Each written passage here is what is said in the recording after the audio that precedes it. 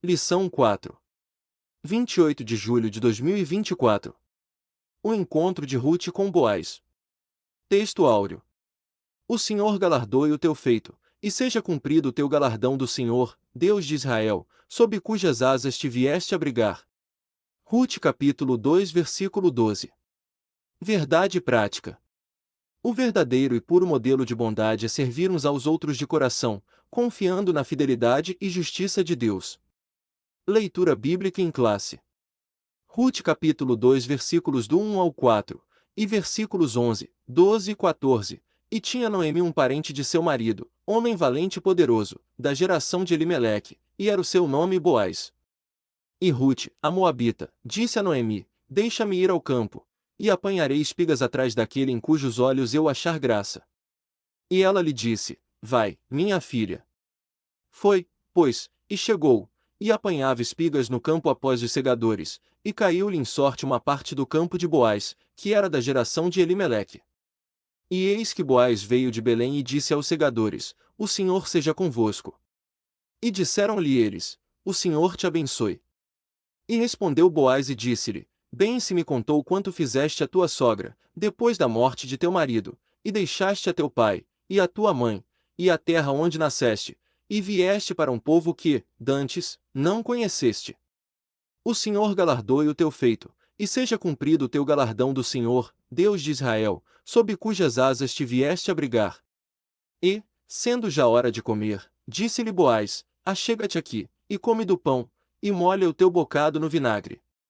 E ela se assentou ao lado dos segadores, e ele lhe deu do trigo tostado, e comeu e se fartou, e ainda lhe sobejou. Comentário. Introdução. Na lição anterior, o assunto central foi a amizade entre Noemi e Ruth, sogra e nora. Nesta, um novo personagem entra em cena, Boaz, o parente remidor. Veremos como o Deus da providência recompensa os que se doam a bons relacionamentos. Palavra-chave encontro e, Boaz, o remidor 1. Um homem próspero. O capítulo 2 de Ruth nos apresenta Boaz, um homem valente e poderoso, da geração de Elimeleque. Os termos valente e poderoso referem-se ao caráter íntegro e à influência de Boaz, além de seu poder econômico. Um grande produtor rural, Boaz tinha plantações de cevada e trigo, e muitos trabalhadores a seu serviço. Reunia qualificações e condições para cumprir o papel de remidor. 2 Guel e Levir. A expressão da geração de Elimeleque não nos permite saber o grau de parentesco entre Boaz e o marido de Noemi.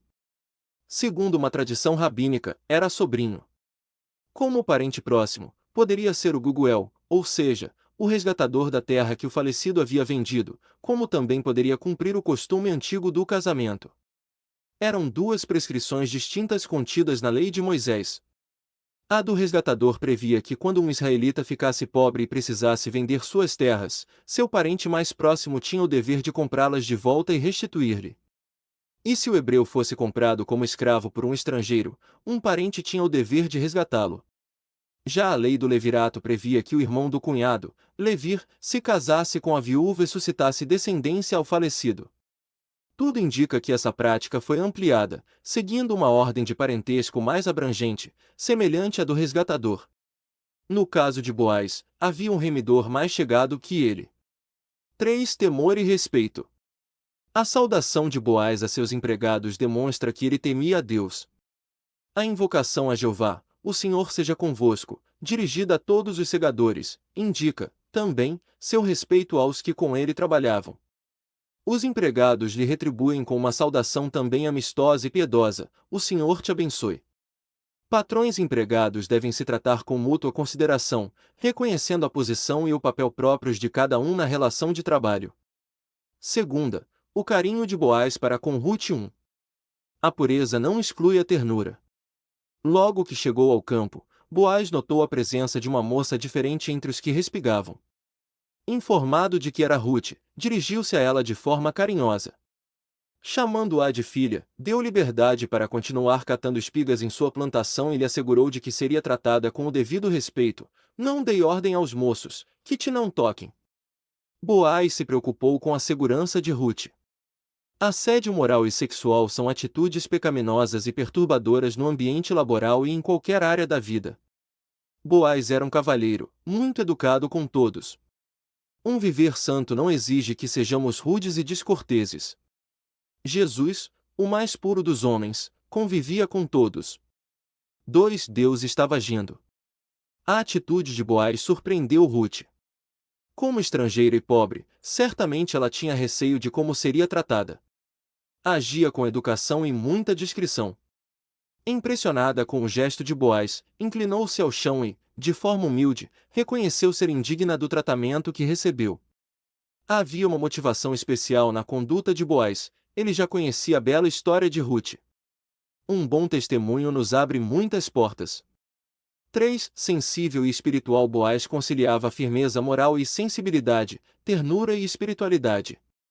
O versículo-chave do livro é uma declaração feita por ele a Ruth. Boaz tinha uma profunda compreensão espiritual. Ele reconhecia que o Deus dos Hebreus não estava limitado a fronteiras territoriais ou barreiras étnicas. E como servo de Yahvé, estava sendo usado para abençoar uma piedosa moabita. Suas palavras tocaram profundamente o coração de Ruth e lhe deram grande conforto. Terceira, a colheita de Ruth e a sua sobrevivência. 1. A lei da semeadura.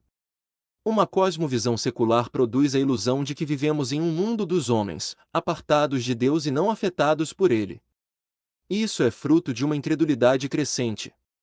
Essa visão dualista em nada condiz com as Escrituras e com a realidade dos que confiam no Senhor da Providência. Ruth decidiu servir ao Deus de Israel, em vez de Quemós, o Deus dos Moabitas, cuja adoração incluía o sacrifício de crianças.